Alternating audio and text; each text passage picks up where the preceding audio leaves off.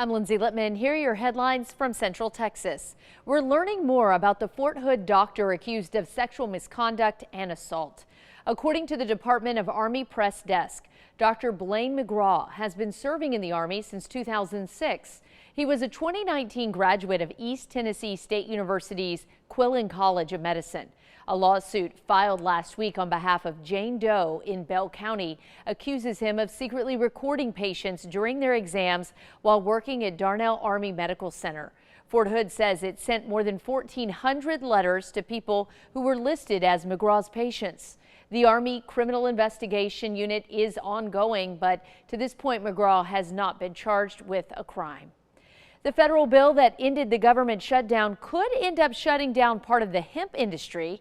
In the bill, there was a new regulation put into place to limit how much THC can legally be in hemp products. Our Brandon Coate heard from Waco businesses to hear what's at stake. One of the things I want to do is take away the taboo from the industry and then give people an outlet. An outlet Rhiannon Yard is preparing to provide customers all the products as she gets ready to open her store. Some of the customers that come in here, they'll touch your heart. They'll poke your heart big time. Yard says her goal when opening Hemp Gaia over a year ago was to help people. A little practical guide to drinking weed. To consume hemp products safely and responsibly. With all the products you are selling right now, how much of it can you sell if this new law states, oh, you're throwing the zero? Zero. Wow. None of the products. None of the products. A provision inside the funding bill prevents any hemp products with more than 0.4 milligrams of total THC from being sold. This is ridiculous. It's not going anywhere. This plant is not going anywhere. This is a culture war. Across town, Talent's Organic. What kind of strains are you interested in today? A Treehouse dispensary says he is also at jeopardy of losing the business he has built. You know, we'd have to shut our doors right away. Of offering any customer who walks through his doors a safe way to consume hemp products. Heartbreaking, honestly, because, I've poured everything, into this, all my time. It's my passion. I love to do it. The owner opened his second location earlier this year in Waco. You have this ban looming over you that, could take everything overnight. Then after Governor Greg Abbott vetoed the THC ban this summer, Salganic pursued opening 2 other stores in Temple and Fort Worth. How are you feeling now that you're thrown back into this? Yeah, already announcing those 2 expansions? It's very nerve-wracking, because, we're actively growing, we're actively hiring. Both Treehouse and Hemp Gaia say they are ready to do everything in their power to fight for the outlet they've grown from the ground up. It would be heartbreaking. But I will still advocate for my community. I will not go quietly. Well, the new law would go into effect on November 12th of next year.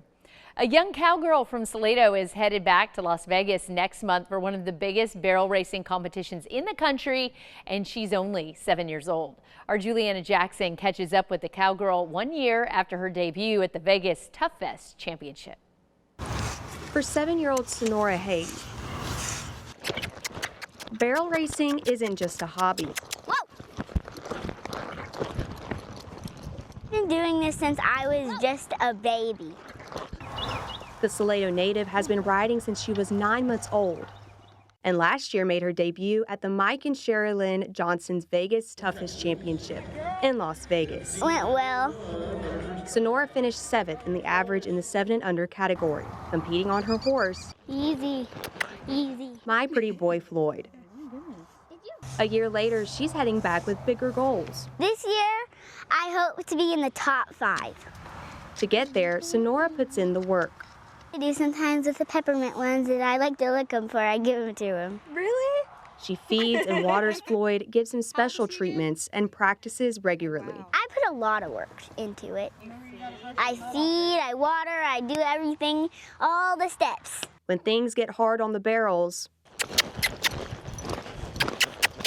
Sonora knows how to keep her partner calm.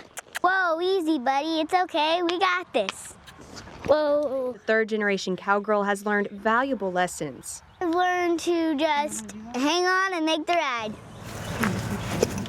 As for what she's most looking forward to in Vegas, I'm excited that I'll be hanging out with my friends, I'll be riding my best horse, and I'll just have the funnest time.